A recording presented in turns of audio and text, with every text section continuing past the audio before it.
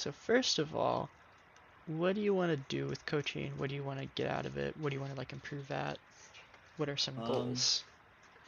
I think the biggest things for me is that I used to be a Camille main. I'm kind of trying to branch out more, and so Camille is, in a lot of ways she kind of turned into a facilitator, and so I'm trying to pick up other champs like Fiora, Aatrox, Jace, that Mhm. like are more about creating your own individual lead and then like how to translate a lead from laning phase into just like straight up winning a team fight or like taking winning situations consistently. And then also like there's just some situations that like in some of these VODs that are um like I understand that they're bad and we'll get to them and you're pointing out that they're bad and like if I VOD review I know they're bad, but I'm kind of not sure how to like stop myself in a consistently reproducible way from Mhm. doing that, you know? Mhm. Yeah. Like I can identify like after the game when it's bad, like oh well, I shouldn't hit the wave here because like it messes up my wave position for like when I get ganked on a certain timer. But having the I don't know how to have the presence of mind to do that beforehand. Yes. Okay. Yes, we'll talk about solutions for this because I think there are solutions. They just might not always be like super straightforward and super easy. Uh, yeah. Okay. All right. Sounds good. We'll start watching. Got a few things down. Uh, okay. Oh, also, by the way, do you have priority and in which order you want to watch these VODs? So priority would be I definitely want to watch the Aatrox vs Maokai game. That's the Yeah, let's first do one I it. want to watch. Okay. Yep. Okay. Well, the first thing I noticed is that you took Ignite in this lane. I assume because like you're against Maokai and Kayn, and I guess Graves too. Uh, but you took D-Shield. You could definitely take D-Blade in this lane. Especially with how your level 1 went. But I guess you won't know 100% that your level 1's going to go like this good. But you can definitely Yeah. go D-Blade in this lane.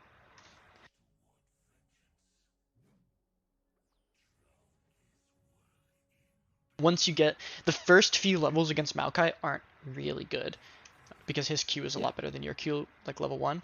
But once you get to like level 4, I think I think it'll start before level 5. I think even level 4, your Q does so much damage to him, and it's so easy in lane for you to constantly poke him on CS timings in ways that it's hard for him to respond to. So by the time you hit level 4, you're going to want to have D Blade more than D Shield.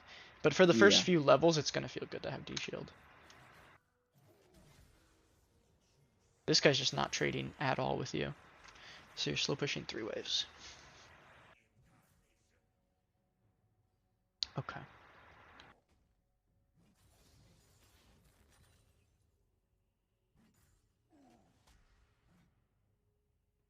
Cool. So I guess at timers like these, when do you decide whether or not you like recall or not? Like what goes through Cool. your head when you Yeah, I've been talking crash? about this a bunch because I've recalled a lot less Mm-hmm. on like some of the recent games I've been playing. So if you choose to recall in times like this, the most important factor, the thing that you're thinking of the most when you're making the decision to recall here or not, is if I base, can the laner that I'm against slow push a wave that I can't stop him from crashing? Because if I can base and come back to a wave and I can stop this Maokai from crashing and freeze like here in front of my turret, then do that. But a Yeah. lot of times what happens is that if you base here, you're going to buy a longsword, and then Maokai will be level 4 when you're level 3, and he'll have a much bigger wave than yours, and you're not going to be able to deal enough damage to him with your Dorn Shield and longsword to stop him from crashing the wave if he slow pushes properly. So you either need to stop him from crashing, a jungle timing that matches up with yours, which is hard to get when you crash at this timing. So if you crash here and then you base, there's no timing where even like a 6 camp jungler is going to be top unless he stays top the entire time. If he paths away from you, and you crash this wave and then you base, he's still not going to be back top until about 4 minutes if he bases early. Junglers have like a lot more free time now because they clear the camp so fast, and crab doesn't Yeah. spawn like until 3 minutes 30 seconds. But it's difficult for junglers to be back top at 4 minutes. So normally they're back top by like 4:10 to 4:20. They're back top. So there's a ton of stuff about this that we'll review basically every time, because the easiest one of these to review is the first 3 or 4 waves to decide whether you should or shouldn't base. But really the biggest factor is, can they actually get a crash and get a recall off? Because you don't want to just trade recalls in a lane where you slow push 3 waves, right, and got this big crash and Maokai's at like no mana. But Yeah. obviously the things will be different. Like if you did base here when he had no mana, and you actually gave him an opportunity to like even to use his teleport to get a crash. Right now, even if he backs in TPs, he can't crash a wave on you. So you should not base yet. These are all, everything that's happening in this game says that you should not base yet. Mm-hmm. Well, I do base, so Yeah. good start.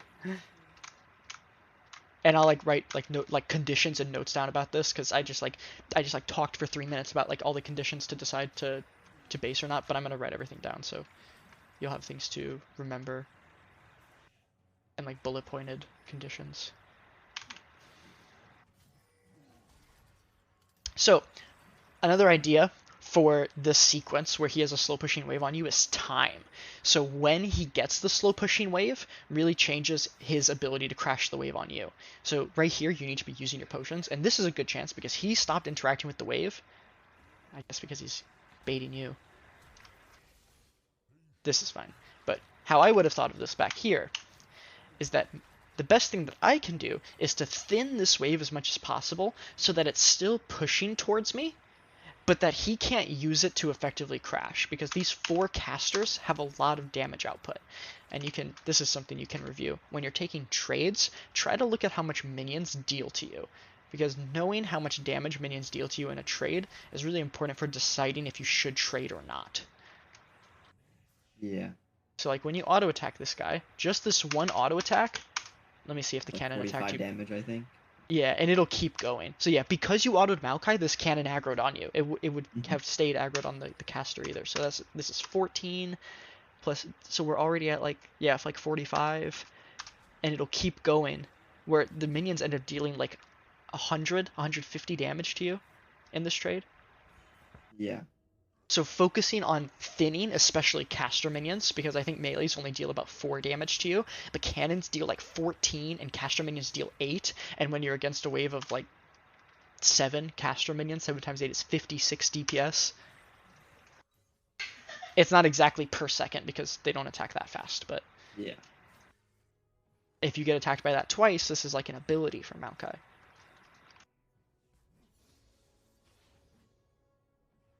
So you're saying in that situation where I like first walked up and auto him, for the empowered auto. Yeah. Yeah. So I Yeah. shouldn't gone for either of these autos. Like both of these autos, not this one and not the next one. Both of these should be pumped into the cannon minion for thinning. Mm-hmm. Yep.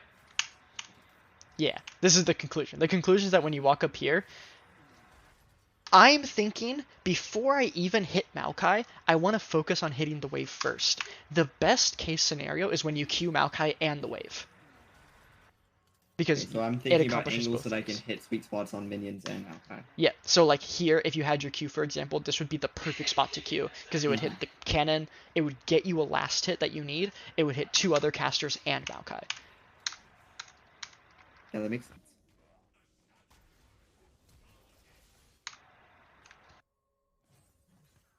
This is good. I don't think they can dive you. Yeah, nice.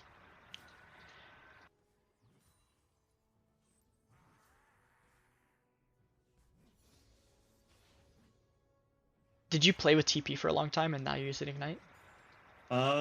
It's kind of more like I've only played like 50 games of Aatrox, so I'm kind of figuring out like what matchups I like TP in and what matchups I like Ignite in. Also, part of this is because like I'm playing on a Smurf, so I'm kind of like testing the limits of the champion more. So I'm more likely to take like Conquer on Fiora, for example, over Grasp, just because I think that like I can get away with maybe more. Same Yeah. same logic for my Ignite. Yeah. Okay. Yeah, something I've thought about because I've used Ignite a little bit, and like when I play mid lane, for example, I'll take Ignite way more than I'll take TP. And playing around waves is in a lot of ways it's similar. There are some things that you can't do when you have Ignite that you can do when you have TP, but mainly it rewards you a lot for playing around your wave correctly because a lot of trades will result in more solo kills if you're playing around your waves properly. So like if you hadn't based and you made a wave slow push towards you, I have a great example of this. I'm gonna show you uh, from a game I played today. That instead of basing, you can just have a wave slow push into you that someone can't crash. Now, a timing like this is a great base timing. Hmm. You can base here, and you can buy Warhammer, or you can buy Dirk. I think you have to just buy Dirk actually, because you're probably going Eclipse. Are you going Gorginker? Wait, do you buy Gorginker in this game? Yeah, I do buy Gore. Okay. I kind of have like mixed relationship with what mythic I like on this champ. Okay. Well, I think in the new age, in today's day and age, you should just buy Ravenous Hydra, and then Yeah, figure out yeah, what mythic you want to buy. yeah. I played that yesterday. It Yeah, was it's so cool. good. Okay, you might be able to kill him. Nice.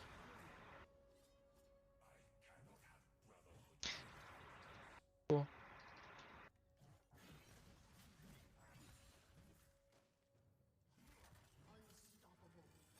Cool.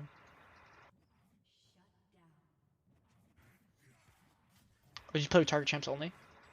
Yeah, Yeah, I that have it was down good. to 4.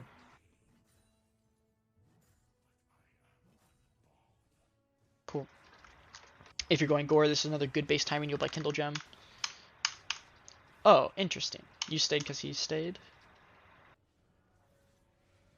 I think this works. So 53. Yes, this works because next wave is a cannon wave. So if you crash this wave fast, it's actually better. I agree with this. Yeah, I think my thought is that like, regardless of if not, it's canon. I definitely did not think about if it was canon. I should, but I think regardless of if it's canon or not, since he has so low mana, I think that Mhm. like I can push that and then base, and he won't be able to Yeah. get a wave in. So something I would like write down to try to help you because I think the main thing we're going to talk about is okay. Wait, there's going to be 4 things we're going to talk about. The main thing we're going to talk about from this game is wave management and Yeah. what decisions to make based on what waves, right? You said a couple things. You said you wanted to improve your champion pool. Uh, we'll talk about Mhm. this when we watch more champions. How to transition leads into game wins. I think we're going to talk about this in this game. So we'll talk about the idea of wave management and transitioning leads into game wins. And the scene bad plays we're going to talk about at the end because this is going to be more me asking you questions than anything. So 3 things that you told me initially, and I want to talk to you about wave management. So we'll also get these things down. So that'll be the 4. Mhm. Yeah, there's a lot of bad plays that happen in the next game, so we Mhm. make it there. Yeah, we will. We'll easily get through 2. Mhm.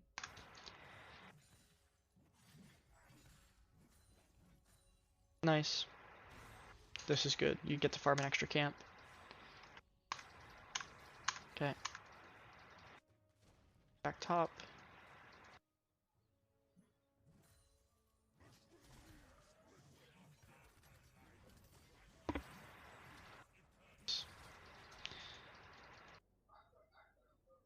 Do you think I should even trade like this? Do you think I should just like prioritize the minions?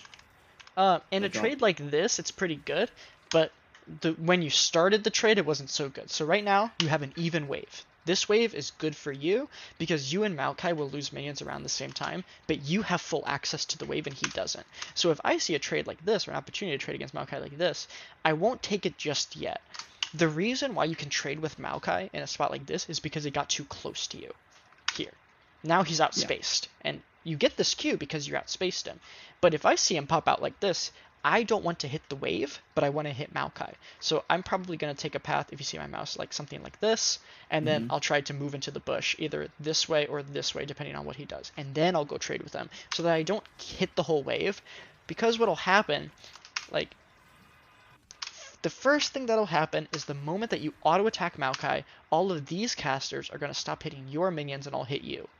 Yeah. So it makes your wave push towards Maokai, and if you kill minions, it goes even faster, right? If you kill Yeah. minions by trading with him. So what happens sometimes is that you trade with somebody and the trade doesn't matter that much, like you can't kill them or like make them take a really bad recall, but then you lose like 3 minions for it. So you have to consider this along with the fact that the trade might also be really good. But you're not 100% sure of this before the trade happens. Uh, Sometimes you can be sure that the trade will be good, like the moment that you outspace him. I'm sure you think, oh, I can get a really good trade here. This is why you immediately go for this Q, because you think, hey, I can get a pretty good trade here. Yeah. But in a lot of cases, it won't be so well defined that it's going to be such an easy trade that you're going to win every time. Yeah. Like if the lane is more even.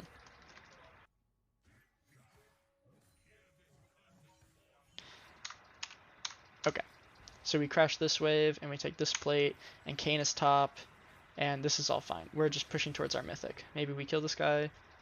I guess so. Ah, shit. Oh, okay. Happens. Yeah.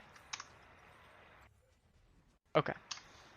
You base, you buy your item, you walk back, everything's fine. Okay, let's see what you do with this timing, because we pushed here. Okay, Maokai roamed, and we just hit the turret.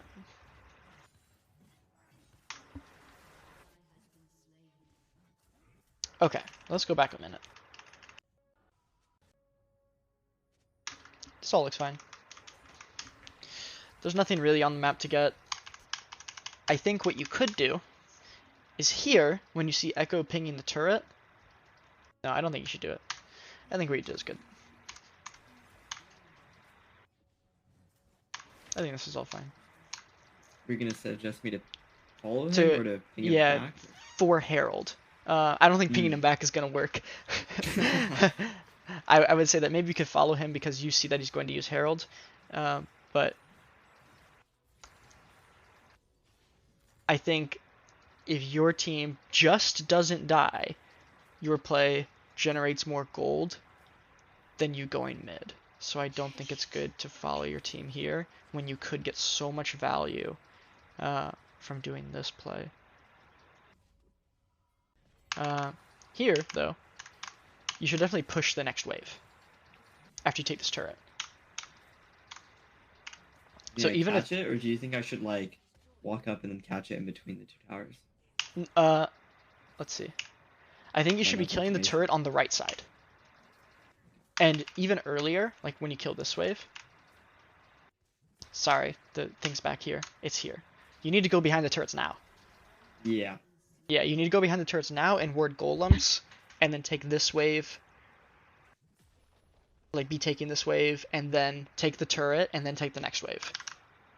And you'll have vision that way of golems, and you'll be further down the lane, so that you can take this wave quickly. But yeah, it's really good to take this wave, because right now the wave is still pushing towards Maokai, but you want it to be slow pushing towards you, so that you'll have a lane to come back to.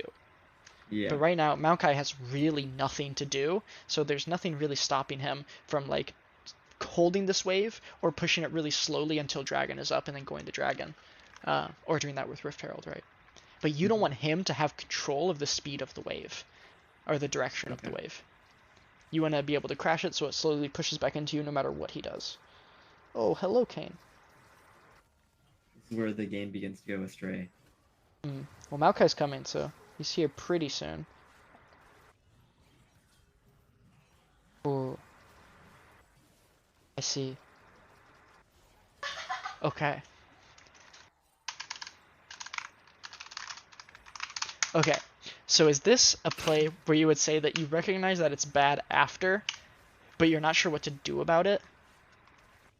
It's like I feel like I should just hit the Q2 and it should be over. So I feel like it's Yeah. like my kind of just like hands gap.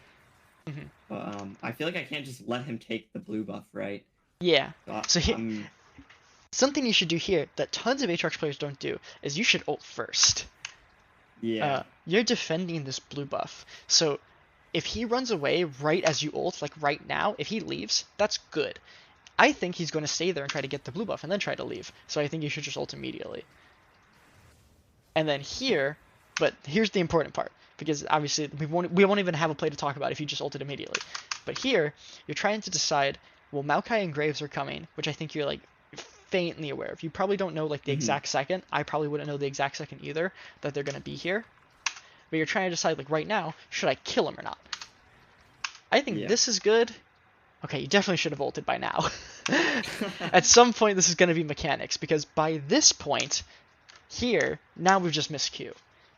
And I think instead of ulting now to try to get it, because you know that at some point, right, Graves and Maokai are going to be here, if you miss your like major ability to kill them, which is right now, you have to put some point in your mind for when you're going to not try to kill him anymore. Does that make sense? You have to create some sort of boundary for how long you are going to try to kill this guy. Now, that's assuming that you know Graves and Maokai are coming. And I'm not 100% sure just because I don't know if you're totally aware of it. Like, I can't know. But if you know that Maokai and Graves are coming, then you're able to set this boundary of, like, how long am I going to go? And then you'll be able to adjust to that a lot easier. Like, you'll have access to adjusting, like, if you do this play 10 times, for example, you'll understand the different lengths that you can go to try to kill Kayn. Yeah, what is like an example of a boundary that you would like implement? Like, is it like when you first see them like enter your screen, or like what type of boundary do you have in mind?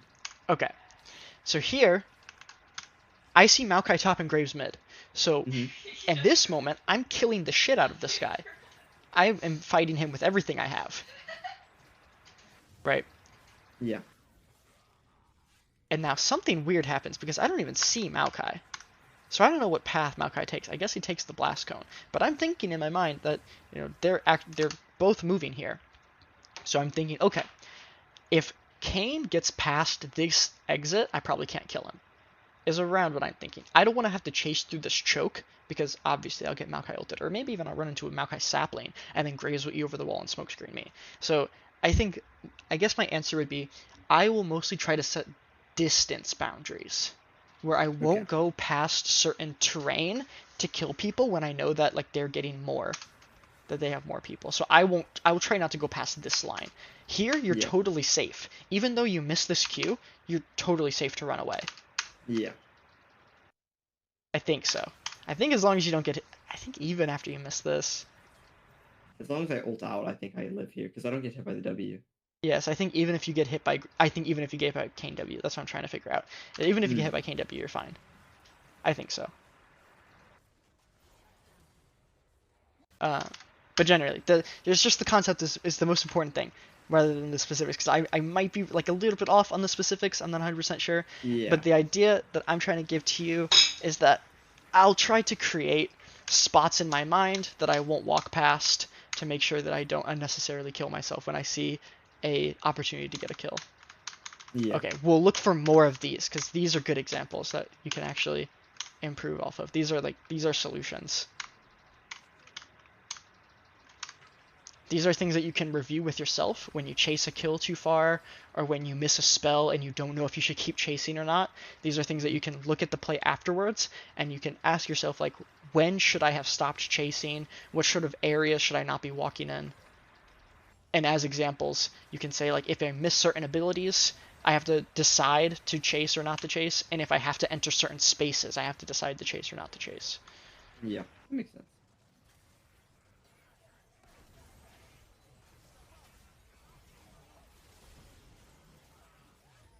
Cool. This is good.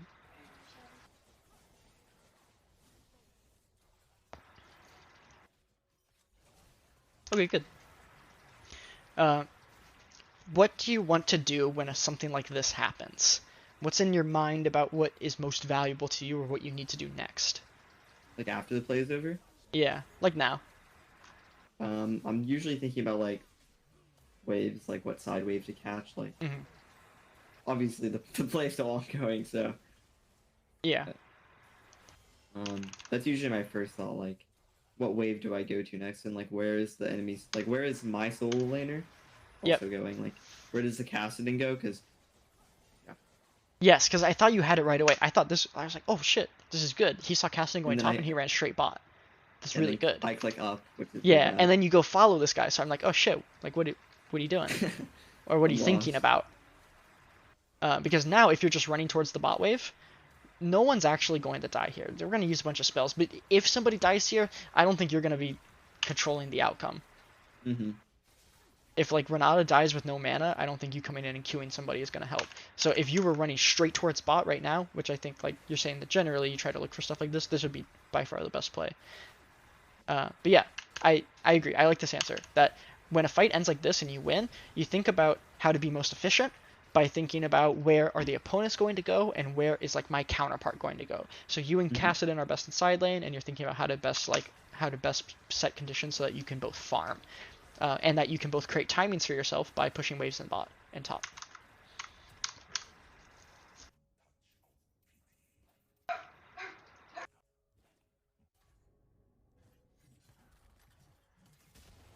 Cool.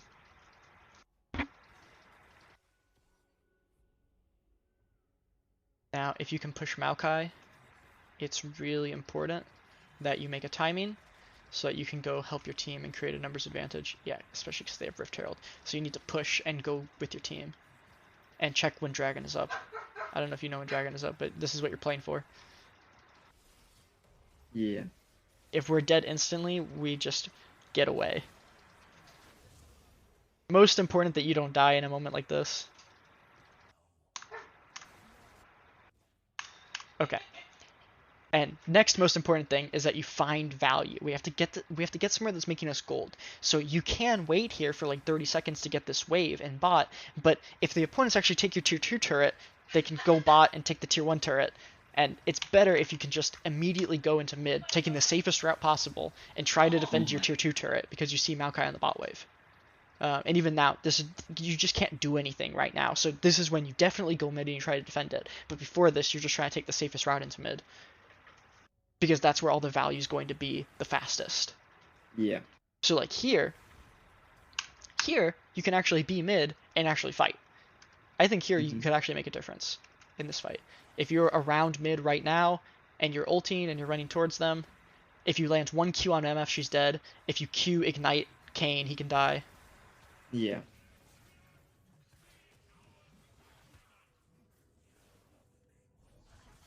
Nice.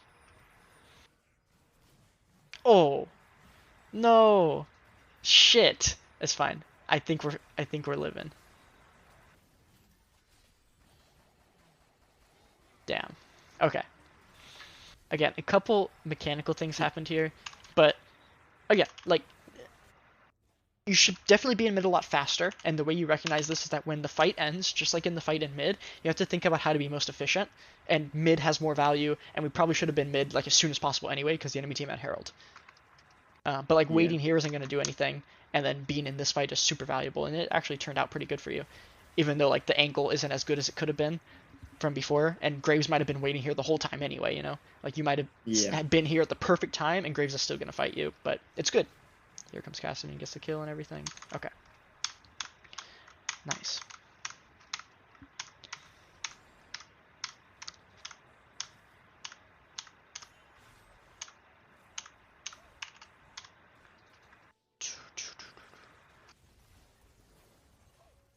Sorry, I'm gonna go back to find out how you got here. Okay, so you kill this wave and bot. And then you take this timing, and we're playing for Dragon. Okay. So you're on the mid wave before Dragon. This part's good. Okay, I don't think this fight's gonna be good. So, I would agree. mainly I don't think it's gonna be good because Kassadin is not active. So we need Kassadin to be active on the map for us to win this fight. So what I would do in a situation like this is that if we don't immediately kill Graves, which I think already we're not immediately killing him, I just want to hit the wave. Because if we get the wave, we limit the horrible things that can happen from us not killing Graves immediately, so already being at a disadvantage, and Kayn and potentially MF showing up to the fight while Kassadin is not available on the map. Yeah. So a good response to a play going bad, a way to salvage it, is to just kill the wave in front of you. The wave is a lot of the tools that people use to actually take like value on the map. If they have a wave of their tier 2 turret, it's a lot harder for them to take the dragon. because they're losing value. So even if they do end up taking the dragon, they're going to lose more value. But it also gives you vision of where they are by showing you places that they definitely aren't. Yeah. So when do you think in that play is like the moment that I like I think start hitting the wave? when Like I at see this that point, Echo just hits like click W. towards wave. Yeah. So the Okay. first thing I'm going to do is I'm not going to walk through the Graves W. I'm going to walk around this, probably Yeah. up in this way, because I just have to see Graves to know what I'm going to do. So the moment I don't see Graves, like, I don't know where I'm clicking. He might have, like, ran up here, right? And I don't know where I should, like, you actually see him click down a little bit, but, I mean, he could just be clicking up right now. Yeah. And then it's the moment that I see that Echo W isn't going to hit. So already right now, I don't think I can kill him. Because he got Shirelia's, which I didn't see, like, the first time I watched this, and I probably wouldn't see it in-game that he got Shirelia's. But when I see that we missed Echo W, we don't have any CC to actually kill him except for Renata Q. So here's a way. Here's a cool way that you can figure out if you're actually going to kill somebody or not, is think about all of the relevant CC abilities that you have. So if you have Malzahar on your team, it's really easy to figure out if you're going to kill somebody, because you think about, okay, if I have somebody CC'd for 2 seconds, do we have enough damage to kill them? But here, it's not a question of damage, because we can't hit him, because we don't have any CC to hit him. If you don't have CC abilities, you can think about other ways to approach a kill that can give you an idea if you can kill them or not. So now you think about positioning. If Echo is positioned behind Graves, behind Raptors, and he W's him from there, or even if he just E's onto him for there, you have a much higher chance of killing him because Echo's position is much better. So one condition for getting a kill is relevant CC spells, so CC spells that are easy to land, CC spells that are I'm trying to describe different levels of crowd control, right? Like a Aatrox W is not the same as an Alistair combo, right? So like the quality of the crowd control. Like Renata E is not going to kill him here, but Renata Q might kill him and Echo W might kill him. So the CC spell strength and our positioning, so that we answer if we can hit the CC spell or not. And that might also just tell you if a fight is bad. Because what can happen in a lot of cases is that you approach a fight, but if you don't have a CC spell to kill anybody, it can be really hard to get it done. So just thinking really about the key abilities for whatever Yeah. your goal is. And then the positioning. Right behind that is the positioning. Because oftentimes you can kill somebody if you have a great position on them, even if you don't have a way to CC them. Yeah.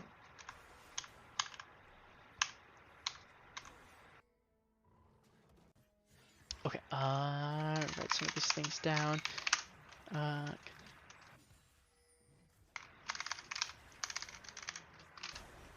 And then we're gonna go back because we gotta watch this play. Okay, so you didn't go to this dragon. Why didn't you run to this dragon?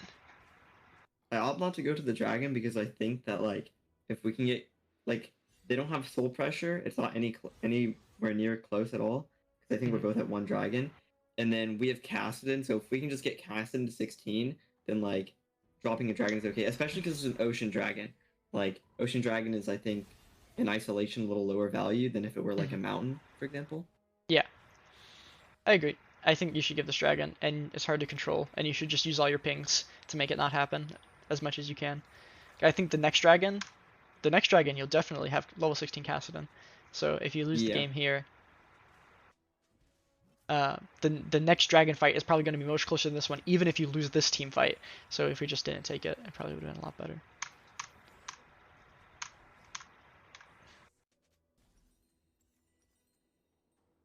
You are fucking on your mind? Oh. Caitlin has some ideas to share with us. This is a very Holy shit! Holy fuck! You're not stopping. You're gonna kill everybody. And we're dead. Fuck. It was really unlucky. Okay. Quote unquote. Yeah, like you almost got a triple kill, but it was unlucky. I don't know. The game's in a pretty bad spot. I might just go for this too. The turret dies to demolish. You hit almost all of your spells. TP'd on my ward, it's like really winning. I think you will kill them, yeah, if he gets his TP off. Yeah. I wouldn't find too much wrong with this. I think this plays pretty good. And yeah, if he TPs on this ward instead of your turret, he's just gonna ult 3 times and kill them.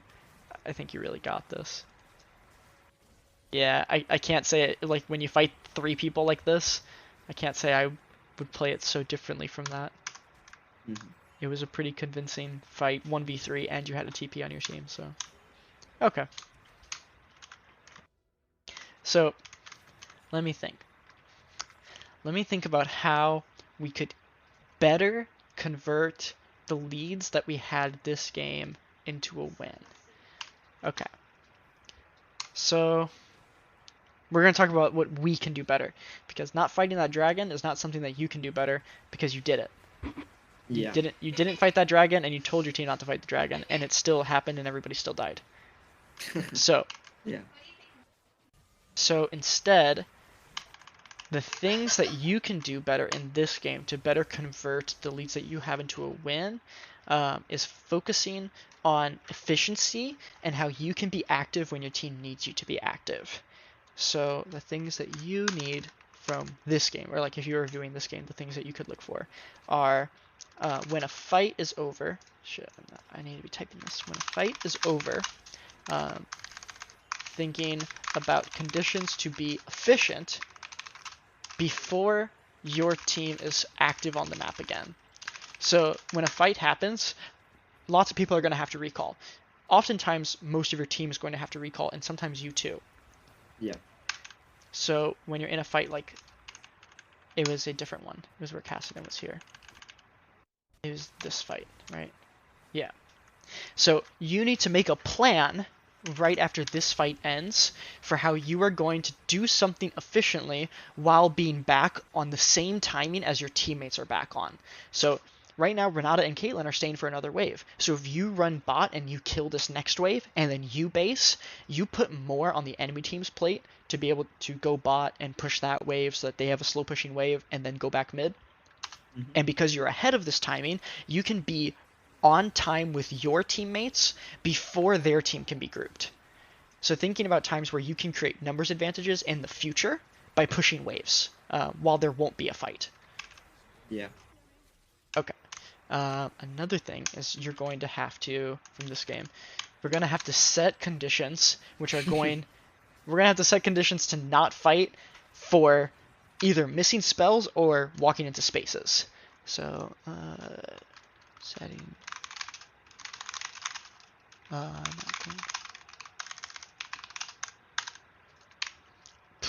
hitting,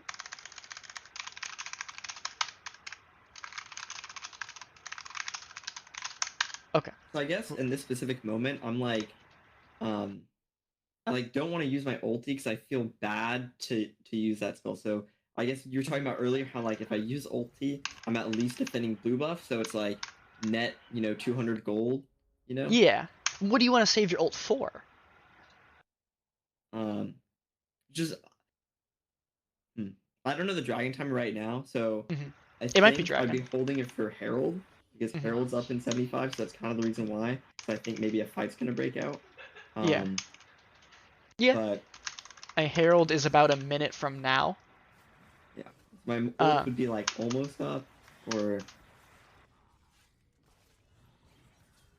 yeah, I think your ult would be almost up. I just think that if you kill this guy, you will have full control of Herald because they're not going to clear this vision and you'll be able to push a wave in the top tier too. yeah, But I don't know if I'll be able to know all that in this moment when I'm in the game. This is a decision that I'll have to make beforehand about like me being ahead and me wanting to defend the blue buff. I think like just defending the blue buff is probably enough in a case like this.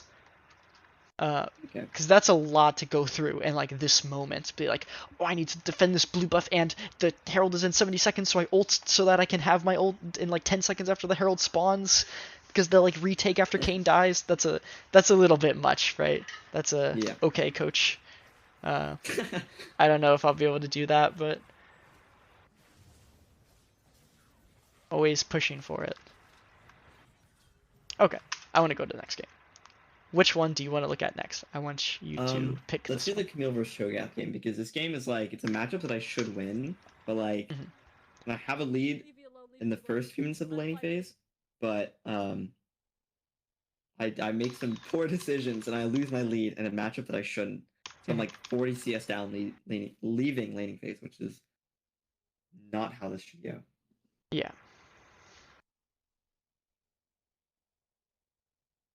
Okay.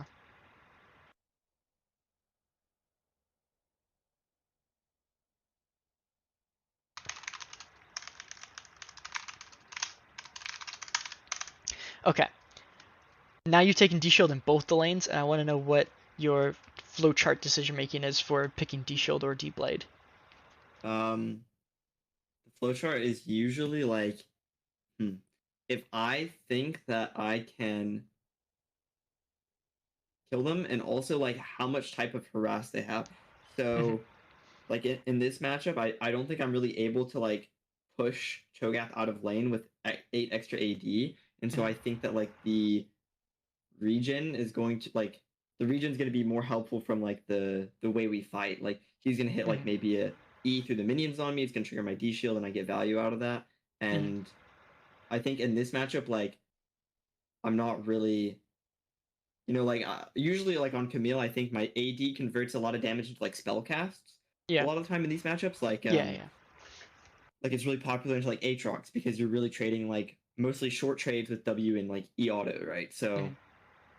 that's kind of how I value it. Like, and I don't think that 8 extra AD on my abilities into Cho'Gath is going to change the outcome. Yeah. The other thing is that your jungler's pathing away.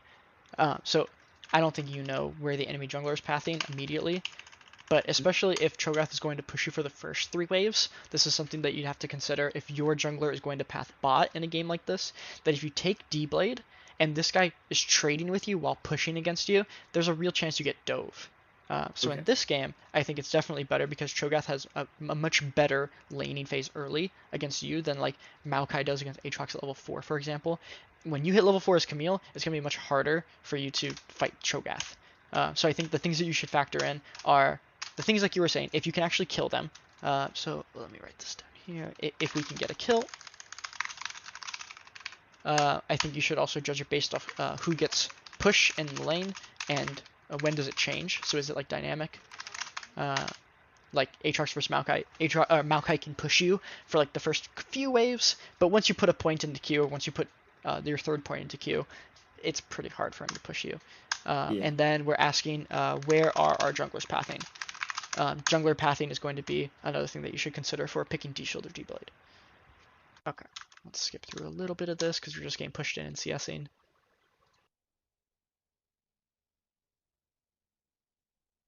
Okay, so we trade with this guy. He's fighting us here, but what the hell's going on?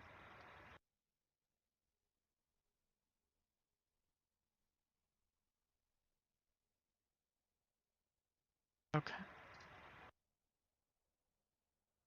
cool. He'll just CS minions, and you can try to trade with him now that you have spells again, but he's just not walking up. This is all fine. If he'll queue the minions, it's cool. Yep. Good. We can EM now, and I think he's dead. Auto Q ignite, dead. Cool. Okay, so what do you do on a wave like this? Cho'Gath is going to be back in lane in a little over 10 seconds, and you're trying to decide what to do. Pretty good. I think I definitely agree with what you're doing here, especially if you base and you buy Vamp Scepter and Longsword. Fuck, we went Sheen. You should buy Ravenous Hydra. I have Yeah. some opinions about like I kind of thought about like if you go Sheen into like Tiamat into Ravenous or like just Ravenous first. Uh-huh. I'm of the opinion that like Camille is very like you kind of like you handshake minions as much as possible in the early laning phase, and then you're really looking to like rush towards Mythic. And I think Mhm. that's why people like taking inspiration because you don't have to buy boots and you get like a lot of you get the resolve tree without having resolve secondary, so you can still opt for like economy and inspiration. Yeah. I didn't go for it this time, but Mhm. I think that a lot of it is just about rushing to Sunder first because I think that's when the matchup for a lot of Camille matchups that's where it Oh tippers. yeah. Yeah. So that's why I usually rush Mhm. Mythic. Yeah. So I think the recall actually has to come a little bit earlier, because of how the minions are valued. So a couple things. I think you should see this as melee minion, and then you should base as fast as possible. Because these minions, so 1, 2, 3, 6 is... So all 4 of these minions are worth 2.5 melees. Okay? Yeah. So if you get this melee right now, and then you base, I think you'll still get the EXP for at least 2 of those casters, and you won't miss the cannon, which is not 3 melees. It's, hold on, I'm doing this all by EXP, not gold, by the way. The EXP and gold works off a little different It's ratio, but like EXP melee is like minions give you 60. 1.5. Yeah, so cannons are worth 100, but you only get 93. Now you get 95, I think, from cannons, and melee Melees get minions are 62 now. 62 and 32 or 31. Some weird decimal is going on now. Yeah.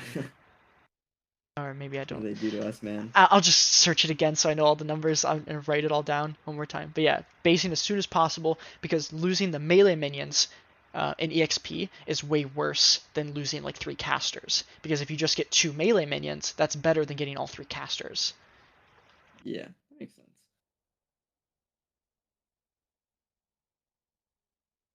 So I have a question actually. If we Yeah. go back to right when I killed him, and Yep. let's say it's a hypothetical situation where there's a cannon minion that's like 40% HP or something.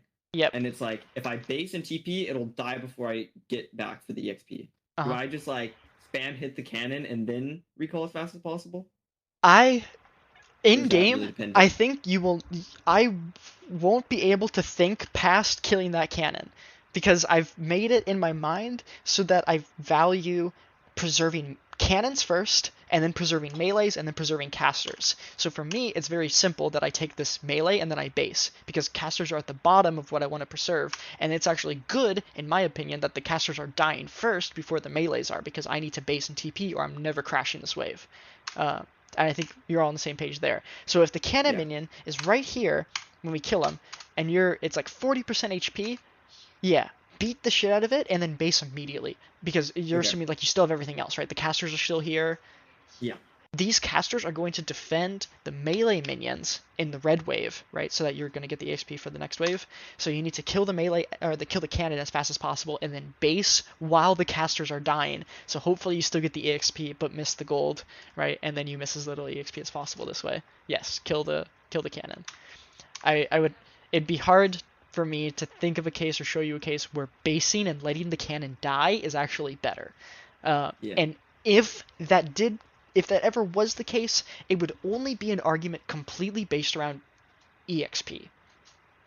Because you would Okay. have to base so that you get the EXP, but miss the gold and then miss no EXP. And this would have to require intention, like, I'm going to hit level 6 on this next wave and then dive him, and that wouldn't happen otherwise. Yeah. Did you So, know you can hit 6 on 8th wave now? yeah, because you get a couple Crazy. extra minions. Yeah, it's cool. Yeah. Solo lanes are good.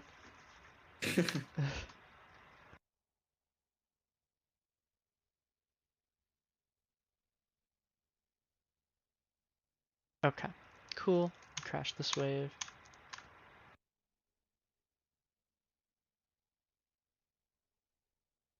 Nice. Cue him here. Lag a little bit. Okay. Yeah. In times like this, you have to ask yourself, what is your plan with this wave or hitting Cho'Gath? Because right now, there's a couple things you could have done with this wave. One of them, especially when Cho'Gaths are hitting the wave, is that you can let this slow push back into you, and you can try to Yeah. set up a kill on Cho'Gath. I think the only issue with that is that Cho'Gath is going to CS minions while that's happening, and he's basically going to go back to full HP. So when we're back here, and we're trading with this guy, I think you missed 3 minions. You missed 2 here already, and then you missed this caster? Or did you get it? Oh no, you're good. You got it. You just lagged when you got it. Yeah, but we gave 42 gold 42 here to gold. get this trade. So you have to ask yourself, like this can be exaggerated, right? I could say like, okay, if you miss a cannon minion, like to what lengths is this trade actually worth it?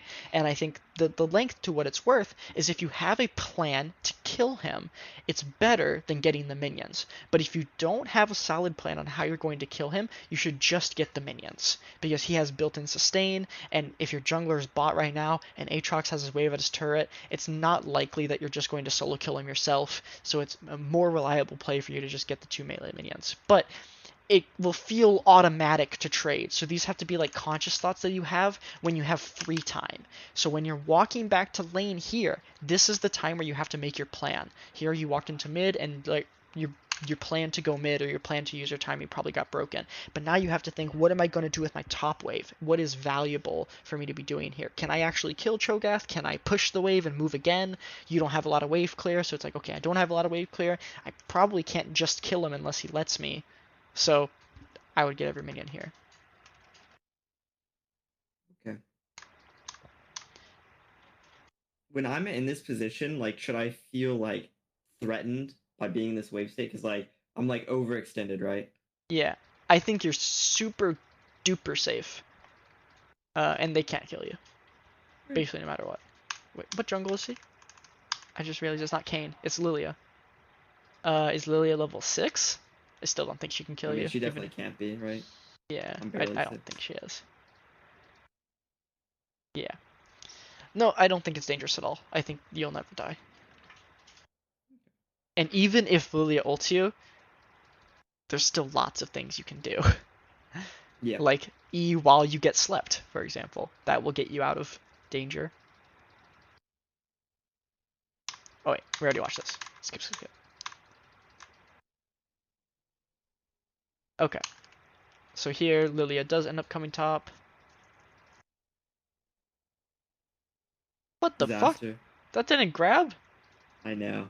I thought it would. And then not too much happens. You take crab. Okay. I don't think you're killing Lilia here. I think you need Master Yi to be able to kill Lilia. He got his recall. But I think getting his recall here costs you so many minions in top. So let's just look and see like what we're missing out on.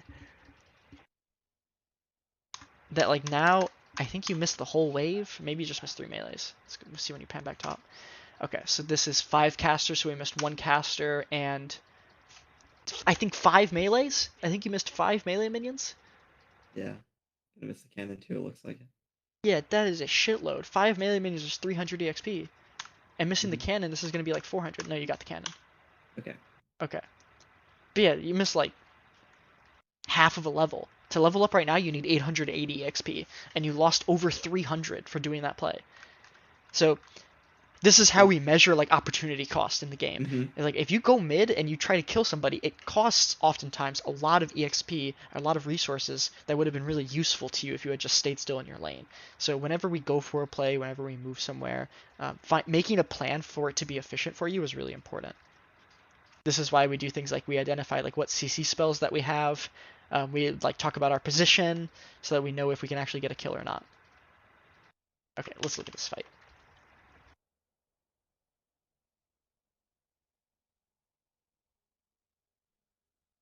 Okay, so initially you didn't go in. Did you think? Actually, I just want to know what you thought because there's a lot of things happening in a second. Yeah. After we lose the smite and like Lilia so far, I thought Master Yi was just gonna click out because like she was out of my E to hit, so I thought we were just like gonna leave. So yeah, okay, he we'll could leave. have. And then he Q's in, and I'm like, oh okay, I guess we're fighting. And so at this point, I'm like, okay, well, I think we can maybe win like a 2v2 if Aatrox is here, or like Lilia's half. I have everything. So yeah. And then I think he's like too far, so we're like not going for the fight. And then yeah. But maybe if I just like ult onto Lilia, then like I can at least go 1-for-1 and then stall for time. But I don't know. Okay, I'm thinking about this a little bit because I'm trying to think about why it makes so much sense to me to just let this fucking guy die. Yeah. It makes perfect intuitive sense for the moment we lose Rift Herald for me to get the fuck out of there. And even like right now, like if this guy's not getting the Herald, I'm not fucking going in. So do you think I wait for the Herald Smite before I even cast Hookshot? Let's think. Okay, so the decision making for me starts back here. I already have an opportunity cost for leaving my wave. I'm probably gonna Mm-hmm. miss at least 2 melee minions, 3 if it's Okay. bad, right? So already I don't by default want to be here. I want to get something out of being here. So here, I think, oh, maybe he can get the smite, and then if Lilia chases him, I can kill. But, right, your question was, should I wait to cast E until smite comes out? Yes. Mm-hmm. Yes. Yes. Because if Master Yi smites this, and he runs, like he can anyway, or even if Lilia smites it, if Master Yi is running, you can have your E, and then if Lilia chases Master Yi, you can kill Lilia. Because she'll be running away from Aurelia and into Master Yi, who does still have Q because he didn't use it here. Yeah. So yes, if you hold your E, and you just move towards Master Yi until he goes to a safe exit and then go back top, it'll be good. But I'm trying to give you a way to think about it because situations like this are going to be changing every time, right? So I'm Yeah. going to think of a better way to phrase this. Okay. What is going on here? That makes, because we've agreed on the outcome, but I still kind of don't know what the fuck is going on in terms of everything that we have to be thinking about. I told So you, mid is pushed in, which I learned later when I VOD reviewed this. I was like, this play could have yeah. been much easier if my mid was like on a better Oh, timer. So I oh yeah. If Aatrox is here, you'll just go into Lilia and like try to one-shot her because Aatrox is gonna pick up the kill. Uh, but yeah, we agreed on the outcome, and I'm saying like I started this with saying like it makes so much sense to me why or what I should do here that like I'm not even sure why, and I had to sit here and think about why it makes so much sense to do this. let him Uh, die. to let him die, yeah. And I think mainly it's because the more time you spend here, the more you're losing. I think that's Yeah, it. because the wave top. Yes, the decision starts here, and the longer you spend on the play, the more melee minions you'll miss, the more EXP you'll miss, the harder it is to carry the game, the longer this play goes on without you getting anything out of it. So all I want to do is try to make sure at first that Master Yi gets the Herald, and after that, that Master Yi can live. And I'm leaving. If you're not going to do either of those things, if you're not going to get the Herald or try to live, then I'm just going back to the wave. Okay, cool. Okay. Thank you. Now it's settled in my head.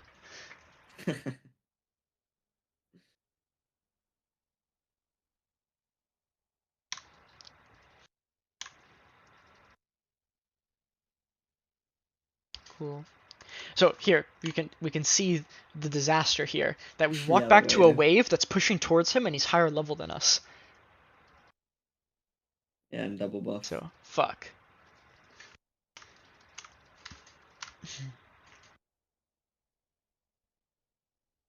Okay.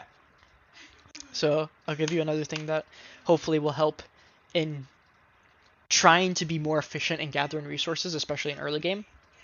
But we'll talk about it a little bit more in mid game too. Do you know how to time waves? What What do I you mean mean by by timing waves, they're where they're going to be at what time. So I'll explain it. Tell me when if you understand or if you've already heard it. That for the first 18 waves, the minion move speed is the same for the first 18 waves. The minions get a buffed move speed. They get buffed by 25. But for the first 18 waves, the minions are in a really easy to understand position. At when the minions spawn is like fuck, I don't know the exact time. So the minions spawn at 35 and 05 here, right? yeah. Yep, this is when they come out of the base. But this isn't important because this doesn't change any outcomes.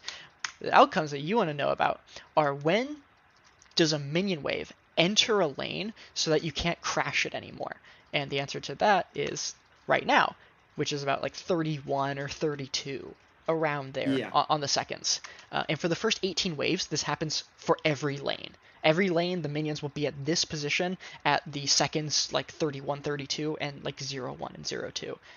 This all changes after first 18 waves is uh, 10 minutes. So like 10 minutes, it yeah, all so it's changes. 9 minutes, so it's like I guess 10:05, Yeah. that wave is when it swaps. Yep. So this minion wave comes out of the base a little bit faster, and you'll I see. see here.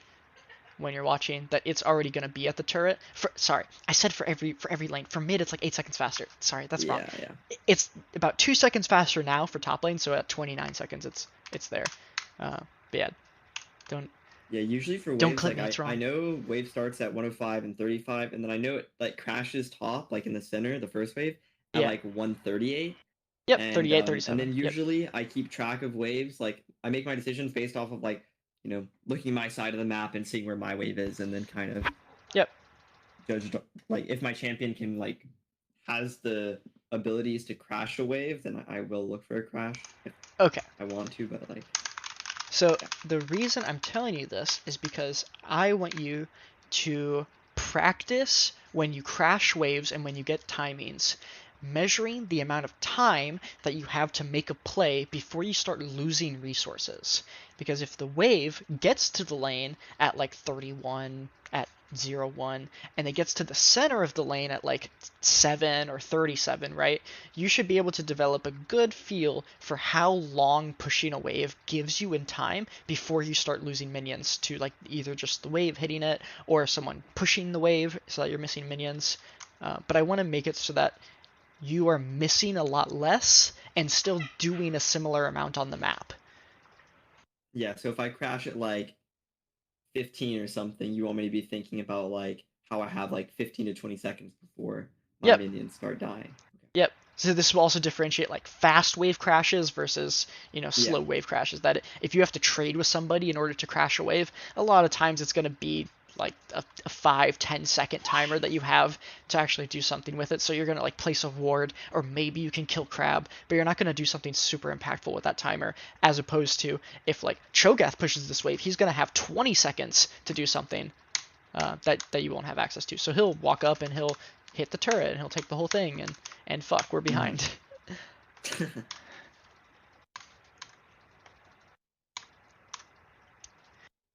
Okay, let me think. Let me go through our initial things here. So once to improve champion pool. Let me think how we can improve the champion pool from where you're at right now. Because you're saying you mostly played Camille and now you're playing like Aatrox and Fiora. Yeah, So how so can you my full improve your champ champion pool? pool is like up until I'd say last season, I was basically only playing Camille Riven, so I'm comfortable in those champions. And then last season, I picked up Gnar and Kennen and kind of Aatrox, and now I want to kind of Mhm. better understand Aatrox and also pick up Fiora. Okay. Hmm. So I think it would take too long to go through every champion and try to figure out exactly what you need to do to improve at every champion.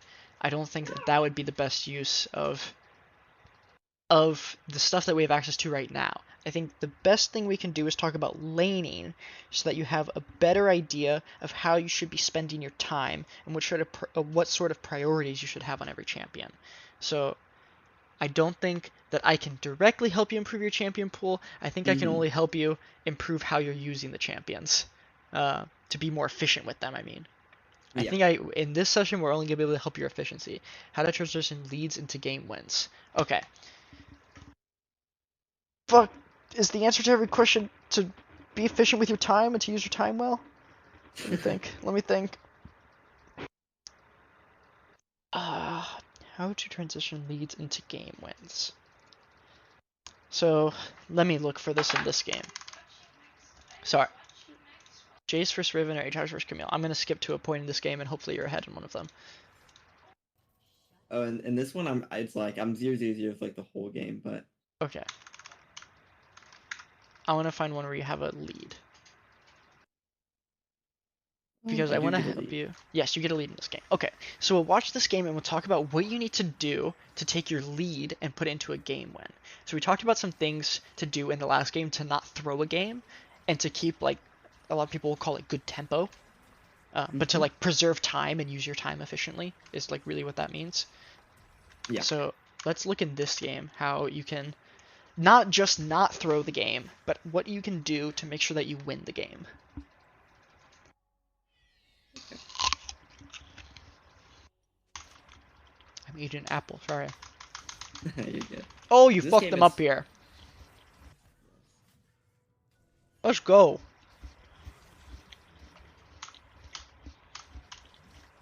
This Some game is games I what? have really off games with Aatrox, and some games are really on. Like, I don't know. Sometimes I hit all the tippers, and sometimes I miss all of them. So, Why do you think that is? I'm not sure. um, yeah, I just don't think I have enough games on him yet. Like, Okay. I really only started playing him like midway through patch 12.18 probably, which is Mhm. like World's patch, like when he was turbo broken. Yeah. So for me, I notice that I hit more Qs on Aatrox when I have a plan for how I'm going to use my E. If I have a really clear condition for me to use my E and clear conditions for me to hold my E, I find it a lot easier to land all of my Qs against somebody. So like against Camille doing this, I'm so far ahead of this Camille and so much stronger. I would never try to use my E to dodge her E. I want her to hit me with her E every single time, and then I'll kill her. And I want to have my E so that when she tries to run away from me, that she gets fucked up. Yeah. So I want to extend my combo by using my E. Nice, we're breaking down two things at once. We're improving your champion pool by trying to talk about Aatrox mechanics. Yeah, I wish Okay, I this could is find a good. Fiora game, but I couldn't really find any Fiora games that I thought were really This is I'd good. learn like Now you should crash this wave, and you shouldn't disconnect from the game. This will cause you big problems. yeah, this is like the one unfortunate thing where I didn't want to pick it, but it's the VOD, but I still thought that it was a lot better.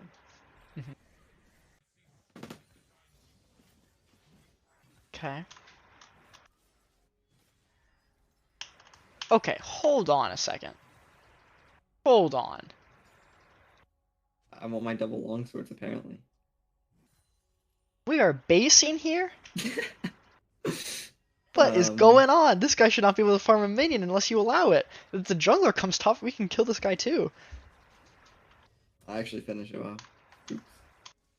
Oops. Oops. My Heimer kills him though. Yeah? Hell yeah. I have barrel. Can't That's lose. true. Uh, yeah. I don't know.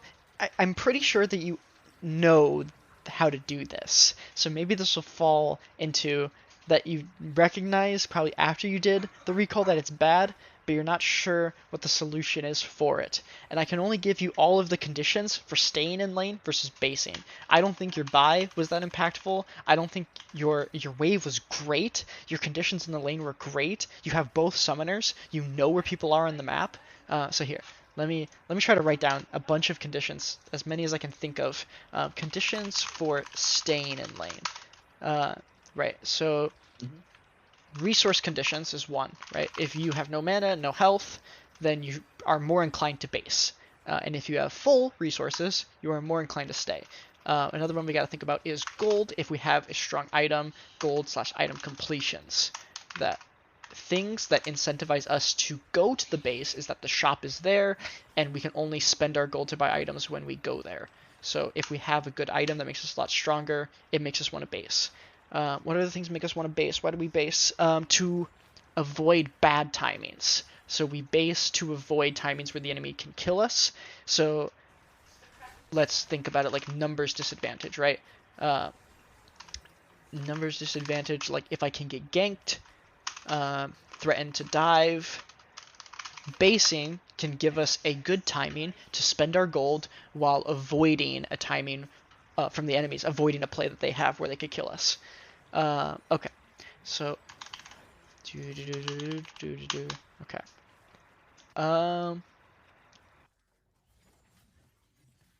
Okay, and then wave condition is another one we have to consider. Wave conditions. This is maybe the biggest mouthful of them. Wave conditions are going to be like, if you crash a wave quickly, we defined what like a fast crash versus a slow crash is. If you crash a wave quickly, oftentimes you can base and only miss one or two melee minions. That's a pretty Yeah. high value recall. Like I did some recalls yesterday where I missed either 0 minions or 1 minion because I crashed the wave before I based so fast. Because I had like Ravenous Hydra or some shit, and I killed like Ravenous Hydra, Aatrox, Q's the backline, and all the minions die off Q1. So like I crashed So the wave good. so fast and based that I missed 0 minions off of the base. So things like that also incentivize us. That wave conditions for us, that if we have a fast crash, And another reason why we could base for wave condition is that if we combine our wave condition, let's say it's slow pushing towards us, with an item completion, that is strong enough to deny our opponent's value because of a resource advantage. So we have more resources because we have better items and we have a wave that's pushing towards us, something like that. Would be a good wave condition for us. If we have a fast crash or item completion makes wave freeze in our favor.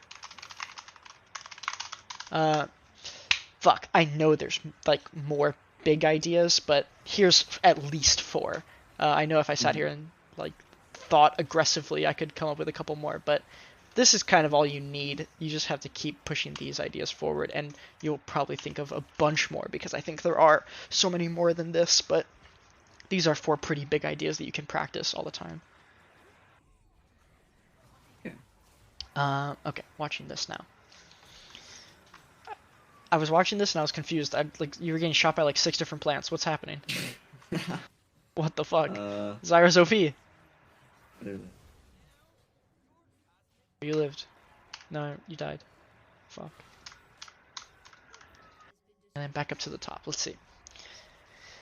Okay, we still have to talk about solutions here. Sometimes you see bad plays, but you don't necessarily have solutions for what you can do about it. Makes sense? Like, I guess when I say that, like, I know after I watch the VOD, like, like a roam is bad, like just catch the wave. But like, it's different on like when I see it in the VOD, I know it's bad, but like actually being in the game and determining it's bad before I make the mistake is like the solution I'm looking for. Like, how do I solve myself? Like a good example is you provided like a list of conditions as to why I would go for a recall, right? Like, and that would help me justify a recall or not, right? Stuff like that. Oh, I get it. Okay. Yes. So what's happening is a totally normal thing. This is called hindsight bias. It makes perfect sense when you make a bad play in League of Legends that looking back on it, the answer seems obvious. Whenever you look back on that play, it's going to make perfect sense what you should have done because it already happened. The events of it already played out. So the solution to hindsight, right, that you have a problem with hindsight bias, is creating foresight. So we get foresight by having ideas and conditions behind why we make certain choices. What things are going to help you understand what will happen in the future. If a wave is slow pushing towards me, that gives me foresight for the events of the wave under the next minute. So that helps me plan decisions that I'm going to make instead of just making whatever decision, right? And then feeling like it was so obvious what I should have done after whatever plays out. Yes, so we have to have a plan, and we have to base that plan off of things that we can predict in the game. This is why this is happening. This is the solution. Is more of these ideas that you can practice and replicate and... fuck, the word I said before was it, but now I'm out of words. Let me think. So are there more things from this that I can write down for you? Because now I'm trying to work on this document. I'm going to send you a bunch of things that we've been talking about. I'm going to send you like like 10 or 15 minutes after we get done with coaching because I want to make it pretty. I'm just like I'm throwing up on this page in like the least organized way, and then I'm going to try to organize it so that it's a list of things that you can do to make action towards these ideas. You do this when you like live watch games? Like, I don't know if you Yeah, can say it, but like but it's 69 harder. and stuff. Yeah. Oh, yeah. If I'm watching games and I'm watching like a specific player, like here, like I'll just send you a picture. Like I won't show everybody this, but I'll send you like a list of notes that I wrote for like one game. Blah, blah, blah, blah, blah. Can I find it in here? Yeah, so I'll send you like these notes. So this started with just timestamps. This is like a Gnar game or an Ornn game, right? Yeah. It starts with just timestamps. I'll just write down timestamps, and then I'll have to watch the VOD again to write all the explanations for it. Yeah, I did some stuff kind of similar to this. Like, I'm curious what you think. Kind of similar to this type of stuff. I did like Yeah, barbecue yeah, yeah. slang Yeah. and stuff. Yep, yep. Stuff like this, where it just has the timestamp and then the explanation. Uh-huh. Okay. Yep. Okay. Well, do you have any questions now? Because I'm going to spend some time fixing a document so I can send you. There's just going to be a list of things. I don't have like timestamps to give you because I didn't like go through Yeah. all these, gave like second by second. But we have ideas that you have to work towards and things that you can review for yourself so that you can try to Yeah. improve on the things that you think are And that's in the need. biggest thing. Like, I got coaching last year, and I feel like I got a lot of ideas about how to play the game better. But I feel like, and it was from like a jungle POV, so I really learned a lot about like how my lane works, like kind of in tandem with respecting junglers and both my own jungler and enemy jungle timers. But Mhm. now I feel like I needed more ideas about like what I think about in the laning phase of the game because I feel like I'm just not. I don't have enough going through my brain when I play lane, and I Mhm. know that's bad. Yeah. um, Yeah, I think you're so going at it the right way though. So Like, what do you think are like reproducible things that I should work on to like better the ideas that I guess are in the document and that we discussed? okay, what are reproducible things? Okay, let's think. Let's think here. What is Like something that you can reproduce? Okay, so something that I know that you will encounter when you're playing lane is that when you kill your laner, you have to make a plan almost immediately or already have a plan ready for what you're going to do with the wave. Mhm. That's something that you'll definitely encounter. So, Yeah. building after champion kills, building a plan after champion kills for wave, for wave management. Another one that's going to sound just like this is whenever you crash a wave. Every time you crash a wave, you can't make a plan right as you crash the wave because as we were talking about with like wave arrival times and fast and slow crashes, you only have so many seconds to make a play after you crash a wave. You can't make the plan of what you're going to do after the wave crashes or right as you crash the wave. You have to do it before you crash the wave. Otherwise, nothing's going to happen, right? You're going to walk mid, maybe something will happen. But if you do it without intention, it's way less likely for something to go right. As you're slow pushing the wave or on the timing that you are crashing the wave, like when the wave arrives and you throw all your spells into it, you have to be thinking about what am I going to do to make this time worth it? Because the alternative, this is always the alternative to like pushing a wave quickly, is that you could push it as absolutely slow as possible and try to deny the guy one more minion. So why is pushing it quickly to gain 5 more seconds more valuable than that? Hmm. So if we go to like, I want to try to find an example of it. Yeah, Maybe you like try to. that's I think my biggest one of my biggest issues in lane is that like I'm not confident in my flowchart that I go through in my head when I crash waves. Like I understand I think I have a fairly okay concept of like what to do after I kill, Mhm. but like it doesn't happen a whole lot. Like getting kills isn't like 100% reproducible, but Yeah. like getting slow pushes is like something that happens every game, and like getting crashes. But I'm not confident in my decision making whether or not I should like go for like look for a roam, look for a deep ward in a like on their blue buff for example, or Mhm. like base or pressure them under tower. Like those are Yeah. like the four major options that I think I usually have to choose between, and I'm just like Aatrox. I know it's like I usually pressure more under tower because I have Qs, right? Like Camille, I don't Mhm. really pressure under tower as much because you can really only like proc passive shield E out, right? Yep. So Yep. Okay. So like for example, the main thing here is going to be having good intention, right? Understanding mhm. what you need to do before the time actually comes to do it.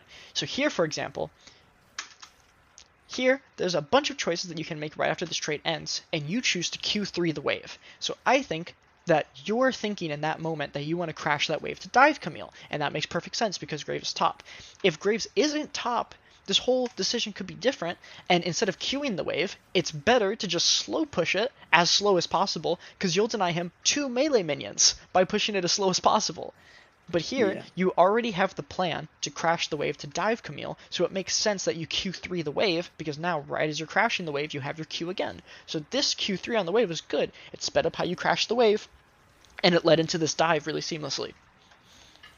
So I know that sometimes you're able to do this, and I don't know if it's just because it's really intuitive to you or because you're actively thinking about it.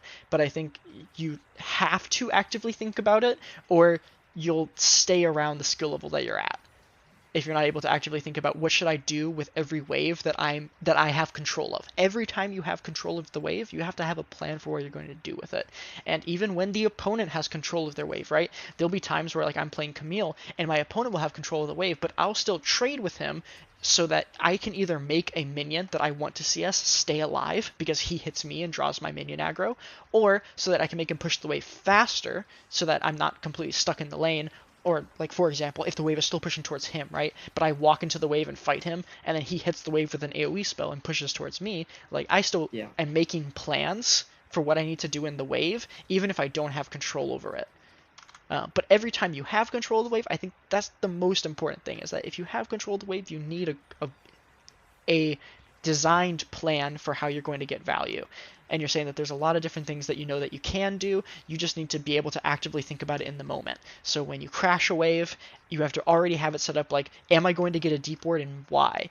And this will take a while too because you might not know immediately why something like a deep ward is better than like killing the crab, or better than roaming mid, or better than like staying in this lane brush and trying to get a kill on someone. And these are all things that we're not going to be able to go through like thoroughly right now, but these are things Hmm. that you'll have to consider all as like, try to consider them all as equal options until you can describe the inequality between them, and then that'll help you develop a better idea for like what things are valuable. That makes sense. Mhm. Hmm. Okay. Okay, cool. Any other questions? I'm gonna make sure that this is a good notepad that I sent to you for myself. Um. Hmm. I don't. I guess like when. Let me think. Actually. Mhm. Hmm.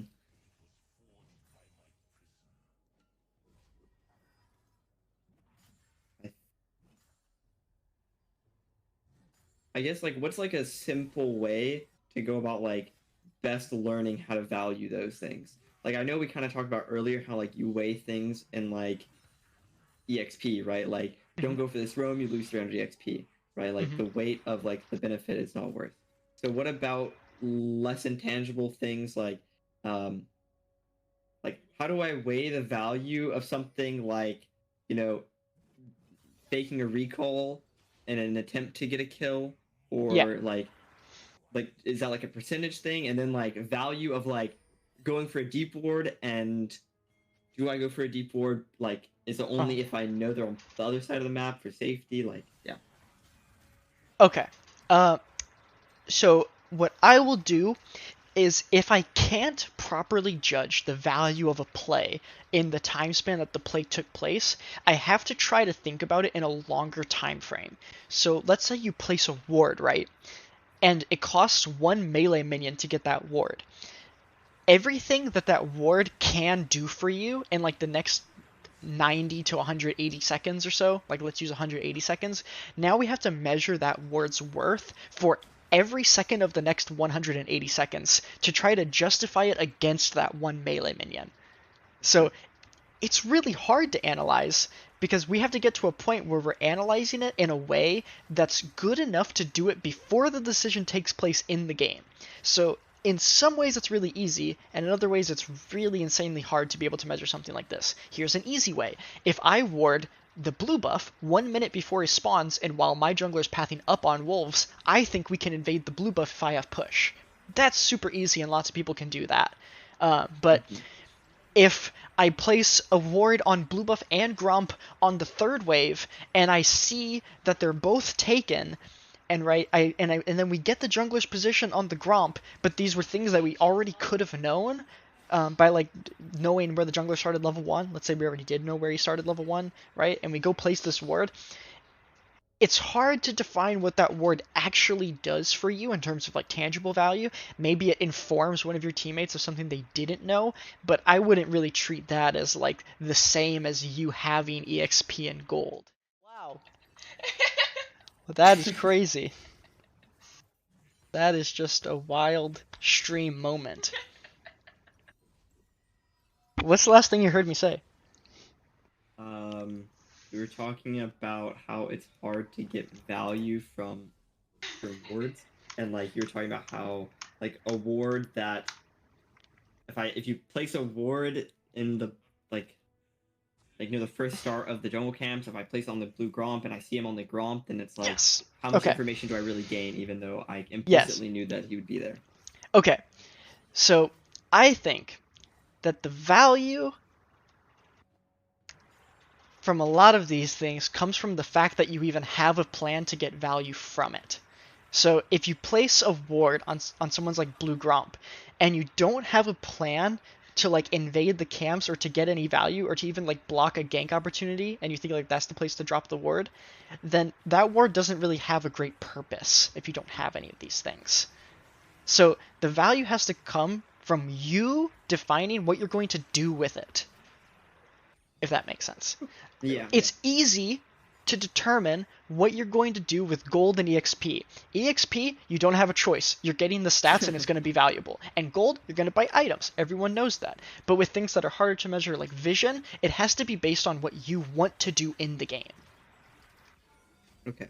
Because vision is just information that leads to decisions. So it only matters if you're able to make a different decision. Oh, Yeah, you that makes DC sense. too. Yeah. I think the things in League of Legends that are hard to measure. Okay. Some things are real hard to measure. Like, I don't know shit about plant value. These are like Yeah, some that's things that fair. could be like really hard to measure. Like, how much is a fucking blast cone worth? I don't know. These are things I haven't thought about like as much. But things like words I've thought about a little bit, where it's like, okay, it's mainly just like information that helps you make better choices. But I don't know how much fucking blast cone, specifically a blast cone, because like a vision cone is similar to a ward. It gives you information that helps you make a different decision. The honey fruit is health and mana, which is just gold value and resources. But I don't know what the fuck a blast cone is, man. That would Yeah. be a hard one for me to answer. Uh, but yeah, these are these are a few of the things for the main ideas that you're thinking about where you're gonna do with stuff like vision and maximizing your golden exp gain. So Yeah. this is all I can give you right now. Yeah, because I get the tangibles, but it's like the intangibles is about translating it into a plan that results in something tangible Yeah, and value weighing that value. it might be hard for you to measure how much a dragon is worth versus like 2 minion waves, right? Yeah. And I think that's really dynamic. And the answer that an answer that you gave me in the game where you had a Kassadin mid showed me that you also have an understanding of like how dragon value is dynamic. How you were like Yeah. late into the game and there were only 2 dragons and it was 1-to-1, and that Kassadin was going to hit level 16. So in that game, you actively valued EXP way higher than getting a dragon. But in other games, your level up is not going to matter at all, and the dragon is going to be way more important. So a lot of these values also change depending on what's important in the game. Yeah, definitely. Okay. Okay, I gotta go. My voice is dead. Well, thank you. Yep. All right. I will send you a VOD on my end. Um, if I don't send you a VOD, it's in the Twitch VOD, and you should be able to Mhm. hear everything. And I will send you a Twitch document or a notepad with all of the notes that I took for stuff that you Thank you. should work on. Okay. Cool. I'll talk to you later. Well, See ya. talk to you later. Have a good stream. See ya. Yeah.